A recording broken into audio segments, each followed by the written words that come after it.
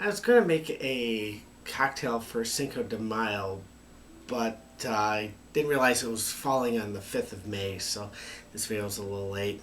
Uh, I've already made 3 tequila drinks as opposed to a lot of the other spirits, so it's kind of a spirit I don't work with that much, but I'm always open for new ideas, which is why it's always good to have cocktail books. And so this has some great pictures as well as some good descriptions.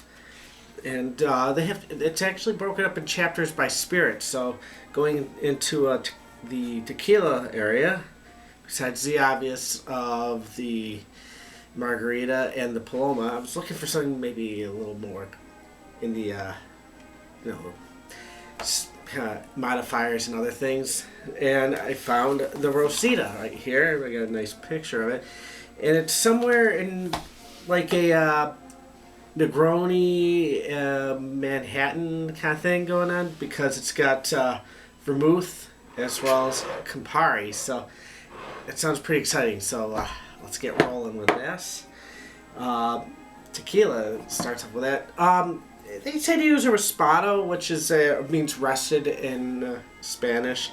I've seen people use a blanco, but let's go for the reposado, which is a little aged, which will be a little more up to my taste because it smells a little like whiskey because of the aging process. So measure 1.5 ounces. Yay, this is a stirred drink. I've been doing so many shaken drinks. Nice to break out the mixing glass here. 1/2 ounce of dry vermouth. Sometimes in the older books they'll just refer to this as French vermouth.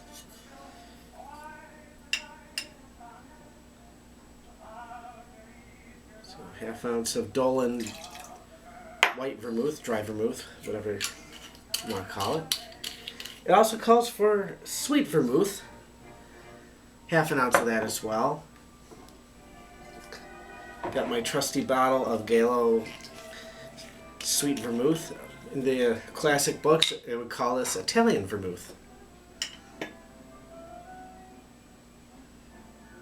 But the Italians do make dry vermouths. Pretty sure the French also do sweet vermouths as well. So it's best to do a little extra research if you're not sure what goes in a cocktail to see what other people have done. The Campari, 1/2 ounce of that as well.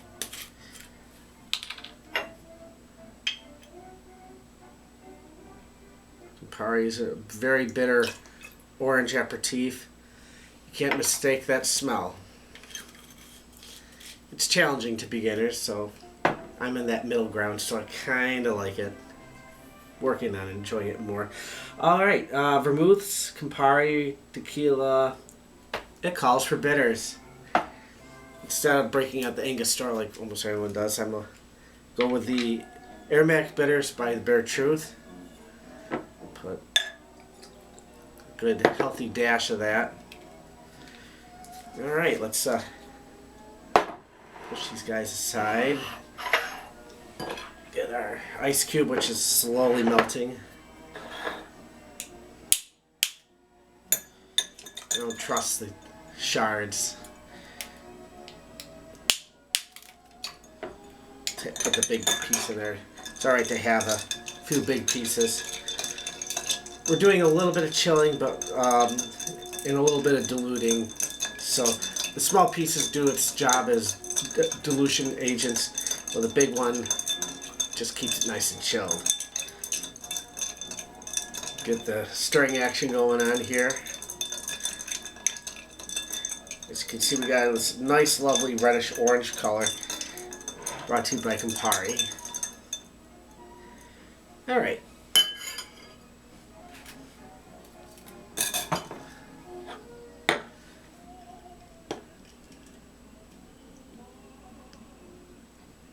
Well, that is a very pretty color. And garnished with an orange.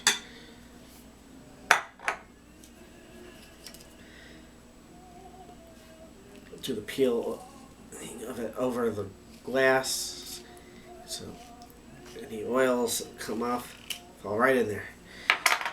And I've mentioned in previous videos to work on my garnish game. So when I do that, we'll trim up a little bit of that. Trim off the sides. Hopefully this looks alright.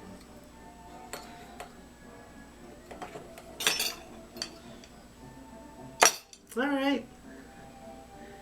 Do a little twist. Drape it over. And here we have the Rosita Cocktail.